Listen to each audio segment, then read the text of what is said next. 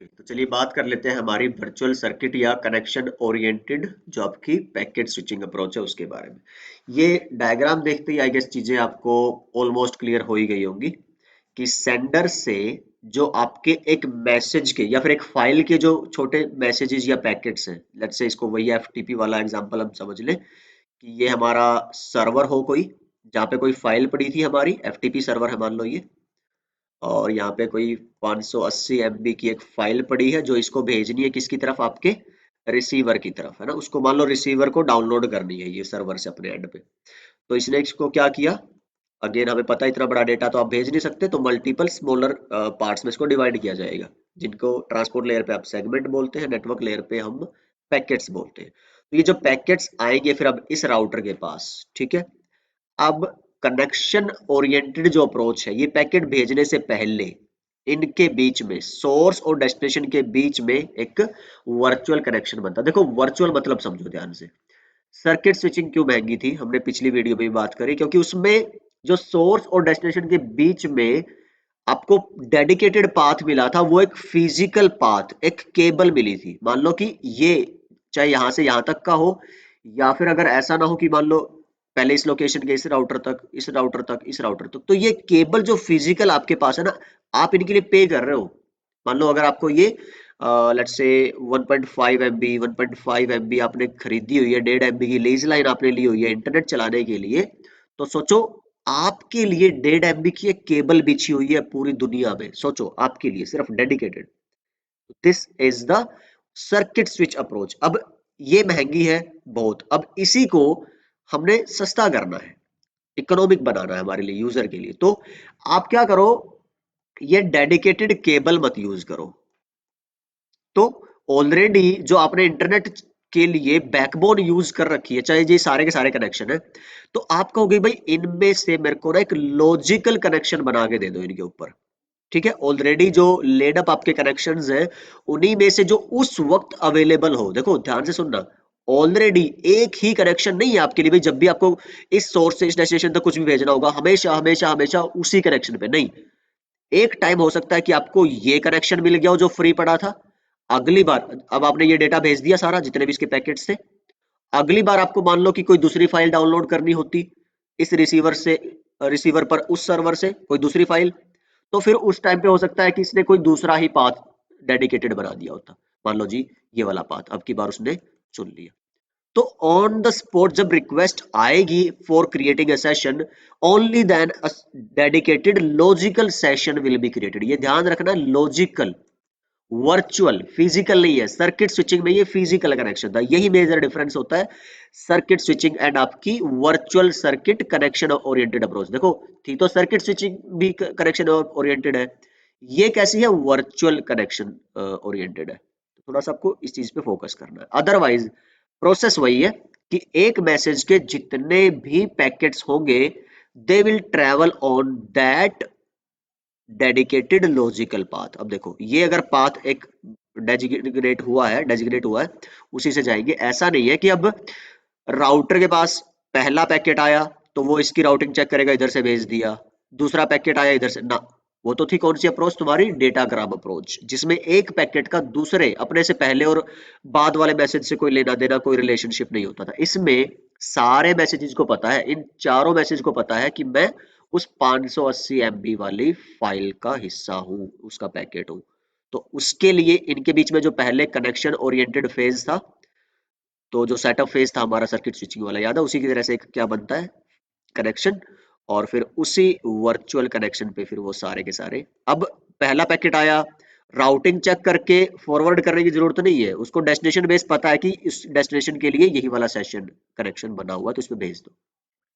This is the difference between your, हमने दोनों differences बात किए, virtual circuit connection oriented approach में, और जो आपकी फिजिकल जो कनेक्शन ओरिएंटेड थी सर्किट स्विचिंग, उसके बीच में, and plus virtual circuit approach and आपकी डेटाग्राम जो पैकेट स्विचिंग की दो अप्रोच है इनके बीच में। ऑलराइट, चलिए, तो आई गेस ये कंफ्यूजन नहीं होनी चाहिए अभी आपको कोई। तो in a virtual circuit connection oriented approach there is a relationship between all the packets belonging to a message. तो ये किस में नहीं थी तुम्हारी, डेटाग्राम अप्रोच में नहीं थे, ये लिख दिया हुआ है, ठीक है। So all the packets must take the same path pre defined before the transmission to reach to the destination. Datagram approach में कोई भी पैकेट किसी भी टाइम पे कोई भी आपका पाथ चूज कर सकता है। तो इस टेक्निक में दोनों की ही कैरेक्टरिस्टिक्स हैं आपके पास, किसकी इसकी, जो सर्किट स्विचिंग है उसकी भी और डेटाग्राम स्विचिंग भी, तो बेस्ट ऑफ बोथ वर्ल्ड्स। तो सर्किट स्विचिंग की कैसे, इसमें भी उसी की तरह सेम 3 फेजेस होते हैं, setup phase, transfer phase, tear down phase, as required in packet switching. जैसे उसमें रिसोर्स अलोकेट होते थे चैनल के भी और स्विचेस के भी, इसमें भी होते हैं। ऑलराइट, तो before sending datagram virtual connection should be set up, तो वही हमने बात कर ली। जैसे सारे डेटाग्राम जो जाएंगे, सारे पैकेट जाएंगे इसी वर्चुअल कनेक्शन पे जाएंगे, उसी प्री डिफाइंड पाथ पे जाएंगे एंड सेम पाथ पे जाएंगे। Okay, in this type of service not only must the packet contain the source and destination address, it must also contain a flow label। flow label कि भाई जो वो सारे के सारे पैकेट्स हैं, वो सारे पैकेट फिर कहां से जाएंगे, उस पर्टिकुलर पाथ से। तो थोड़ा सा मैं बताऊंगा आपको अभी इस फ्लो लेबल का और वर्चुअल पाथ का। तो बेसिक आइडिया आई गेस हो गया होगा आपको।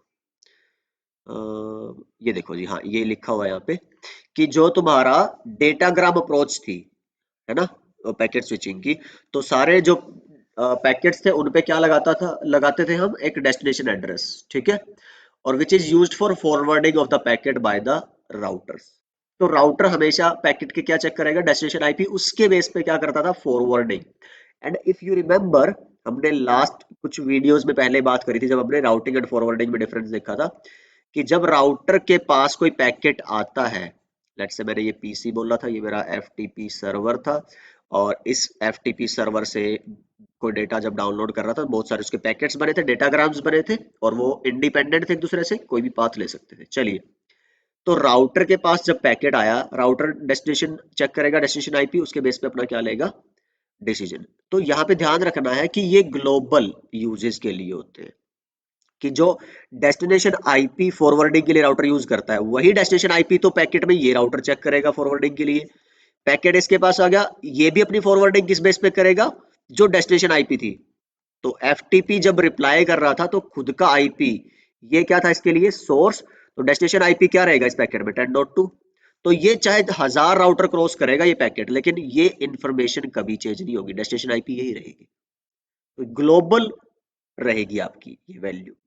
लेकिन अगर आप बात करोगे वर्चुअल सर्किट अप्रोच की, तो उसमें क्या होगा, ये पैकेट तो है ही है, बन गया पैकेट, कि तुमने क्या किया, एक लेट्स से एक टुकड़ा उठाया डेटा का, और उसके साथ तुम्हारा ट्रांसपोर्ट लेयर का हेडर भी है, उसके साथ तुम्हारा नेटवर्क लेयर का हेडर भी है, उसके साथ तुम्हारा फिर क्या है, अब लगेगा डेटा लिंक लेयर का हेडर। हमने बोला वर्चुअल सर्किट जो अप्रोच है वो कहाँ पे, कौन सी लेयर पे चलती है तुम्हारी, डेटा लिंक लेयर पे। जो डेटाग्राम अप्रोच थी वो नेटवर्क लेयर पे थी, पर जो वर्चुअल सर्किट अप्रोच है वो डेटा लिंक लेयर पे। मतलब कि आपका जो ऑलरेडी बिल्ट एक पैकेट था विद दिस इंफॉर्मेशन, उसके ऊपर एक और लेयर ऑफ इंफॉर्मेशन चढ़ा दी, कौन सी, लेबल की, फ्लो लेबल। अभी जो मैं पीछे थोड़ा सा हेजिटेट कर रहा था बताने में, तो चलो अभी बात करते हैं कि भाई राउटर के पास जब पैकेट आएगा, तो ये क्या चेक करेगा कि हाँ यार जो तुम्हारा पैकेट आया है, अब उस पर कोई फ्लो लेबल भी है। तो जैसे मैं बात करूं, एक टेक्नोलॉजी है एमपीएलएस। एमपीएलएस काम करती है लेबल पे।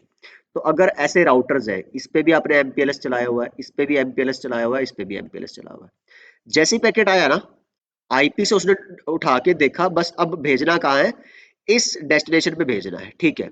तो लेकिन अब बस इसने चेक कर लिया भाई इस डेस्टिनेशन पे भेजने हैं मेरे को, ठीक है, लेकिन अब मैं इस फॉरवर्डिंग जो करवाऊंगा आईपी बेस नहीं कराऊंगा, अब मैं लेबल के बेस पे कराऊंगा। अब ये एमपीएलएस जब आपने इस पे कॉन्फ़िगर कर दिया होगा, मतलब कि वर्चुअल सर्किट जब आपने बना दिया होगा, तो आप ऐसा बोल दोगे कि भाई 10.2 तक जाने के लिए आप ना किस राउटर को भेजोगे अगले को, लेट्स से ये राउटर की आईपी है तुम्हारी 1.1.1.1, तो इस तक जाने के लिए ये आईपी चाहिए, ठीक है, और इस आईपी तक जाने के लिए आपको ये लेबल नंबर चाहिए है 57।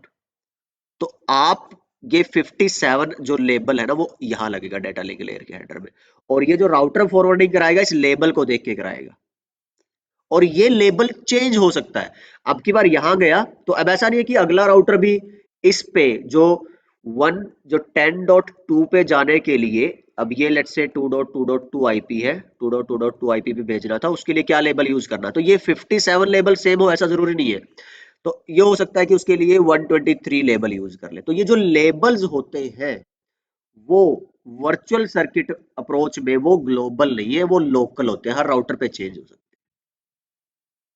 Okay, it just defines what should be the next switching device and channel on which the packet is being carried.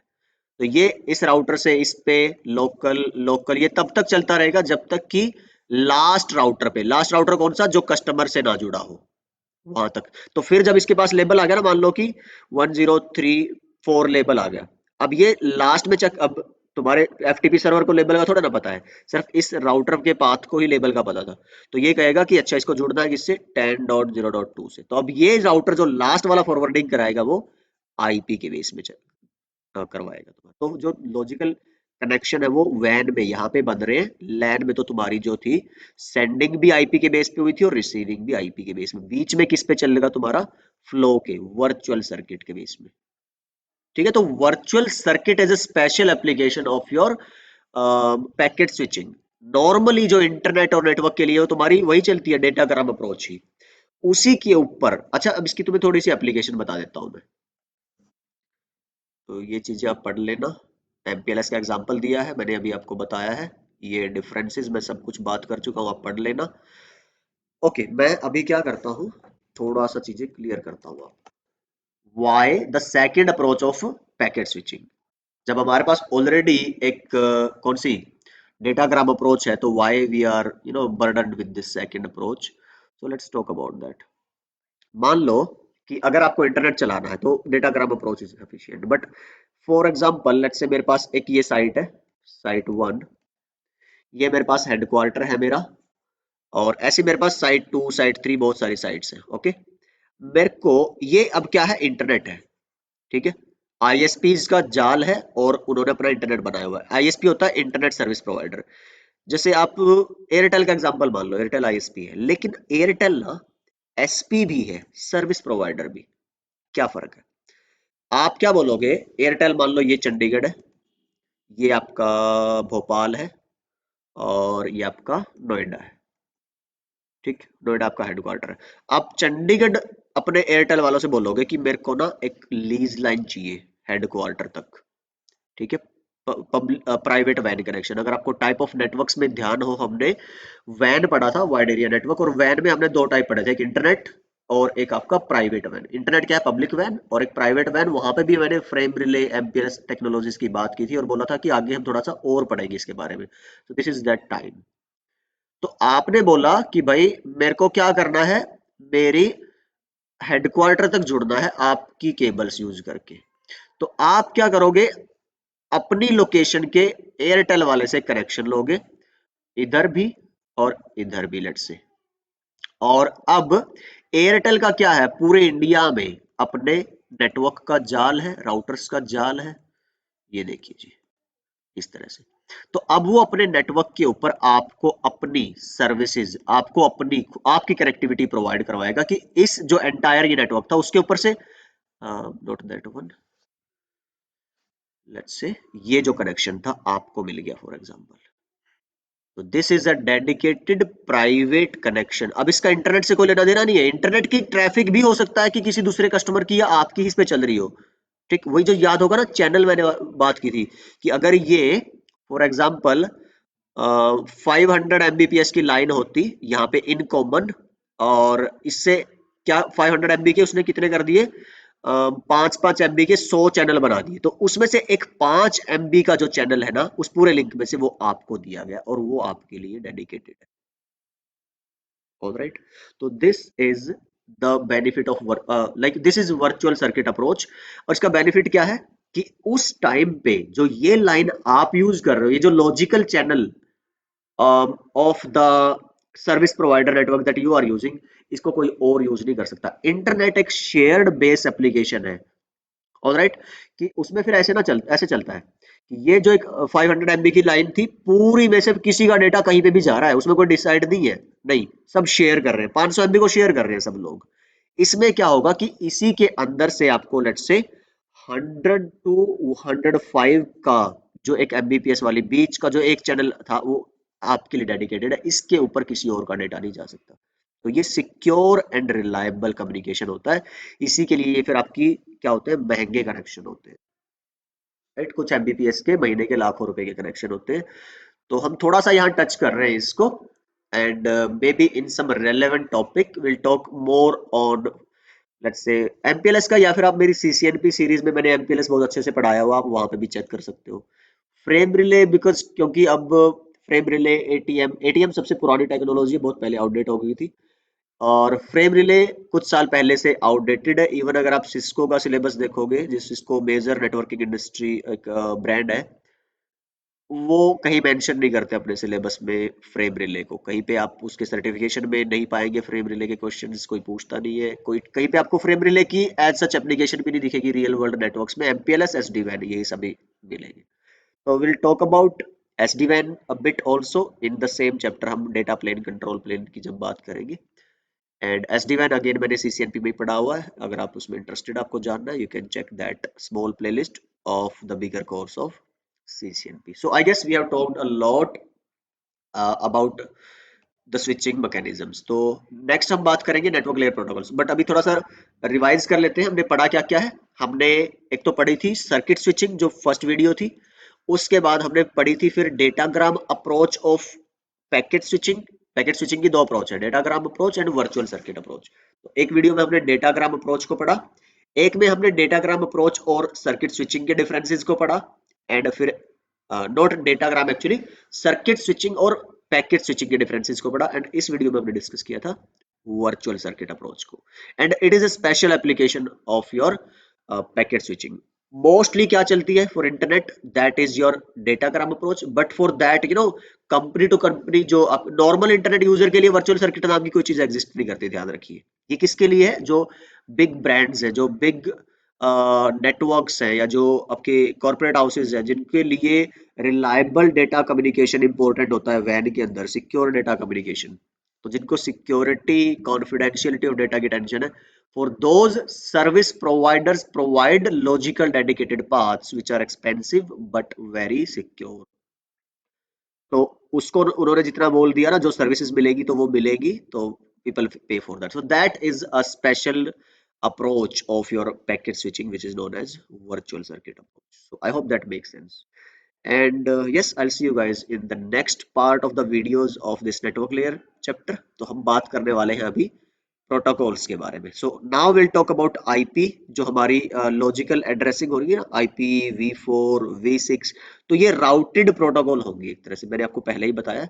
Routed protocols क्या होती है, जो पैकेट क्रिएट करवाती है, जो पैकेटाइजिंग वाला काम होता है ना, सोर्स आईपी ऐड कराना, डेस्टिनेशन आईपी ऐड कराना।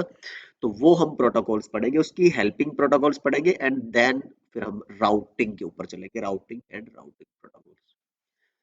So I hope this video has been informative for you people. Please do let me know in the comments. I'll see you guys in the next video. अपना ख्याल रखिए, सीखते रहिए और सिखाते रहिए।